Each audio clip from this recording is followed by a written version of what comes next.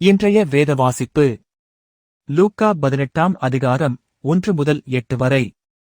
சோர்ந்து போகாமல் எப்பொழுதும் ஜெபம் பண்ண வேண்டும் என்பதை குறித்து அவர்களுக்கு அவர் ஒரு உவமையைச் சொன்னார்.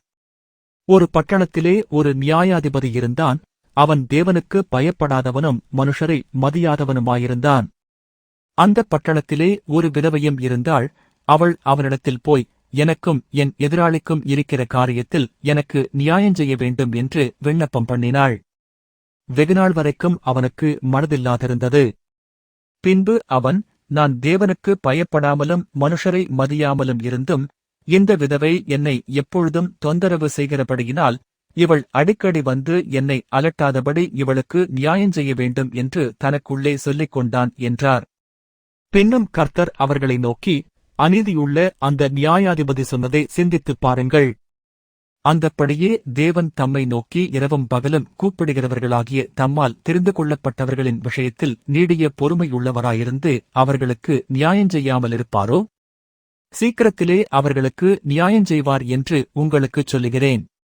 ஆகிலும் மனுஷகுமாரன் வரும்போது பூமியிலே விசுவாசத்தைக் காண்பாரோ என்றார். இன்றைய நற்செய்தியின் தலைப்பு விடாமுயற்சியின் வல்லமை. 1917ஆம் ஆண்டில் ஒரு இளம் பெண் தையல்காரர் நியூயார்க் நகரத்தின் மிகவும் புகழ்பெற்ற ஆடை வடிவமைப்பு பள்ளி ஒன்றில் சேர்க்கை கிடைத்ததை எண்ணி மகிழ்ச்சியடைந்தார். ஆனால் ஆன்கோன் என்னும் அவள் வகுப்புகளுக்கு பதிவு செய்ய வந்தபோது அந்த பள்ளியின் இயக்குனர் அவளை வரவேற்கவில்லை என்று கூறிவிட்டார். மேலும் நேரடியாய் சொல்ல வேண்டுமானால், நீங்கள் ஒரு கருப்பினத்தை சேர்ந்த பெண் என்பது எங்களுக்கு தெரியாது என்று கூறி வெளிப்படையாய் நிராகரித்தார். ஆனால் அவள் வெளியேற மறுத்து, தயவு செய்து என்னை இங்கேயே இருக்க விடுங்கள் என்று மனதிற்குள் ஜெபித்தாள். அவளது விடாமுயற்சியைக் கண்டு பள்ளியின் இயக்குனர் அவள் சேர்ந்து கொள்வதற்கு அனுமதித்தார். ஆனால் வெள்ளையர்களுக்கு மட்டுமேயான வகுப்பறையிலிருந்து பின் கதவை திறந்து அவளை பிரித்து தனித்து உட்காரச் செய்து வகுப்பை கவனிக்கச் செய்தார். ஆணின் திறமையினால் அந்த பள்ளியில் 6 மாதங்களுக்கு முன்பே பட்டம் பெற்று வெளியேறினார். மேலும் அமெரிக்காவின் முன்னாள் முதல் பெண்மணி ஜாக்குலின் கென்னடி உட்பட உயர் சமூக வாடிக்கையாளர்களை தன் திறமையினால் வெகுவாய் கவர்ந்தார். அவர்களுடைய உலக புகழ்பெற்ற திருமண ஆடையையும் இவரே வடிவமைத்தார். அவருடைய தையல் ஸ்டுடியோவுக்கு மேலே ஒரு குழாய் வெடித்து முதலில் வடிவமைக்கப்பட்ட ஆடையை சிதைத்த பின்பு தேவனுடைய உதவியை நாடிய அவள் மீண்டும் நேர்த்தியாய் 2ஆம் ஆடையை வடிவமைத்தார். அந்த விடாமுயற்சி சக்தி வாய்ந்தது. குறிப்பாய் ஜெபத்தில் விடாமுயற்சியுடன் செயல்படுவது அவசியம்.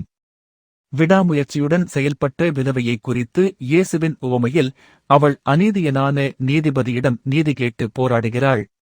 முதலில் அவன் அவளை மறுத்தான். ஆனால் இந்த விதவை என்னை எப்பொழுதும் தொந்தரவு செய்கிறபடியினால் இவளுக்கு நியாயஞ்செய்ய வேண்டும் என்று சொன்னான்.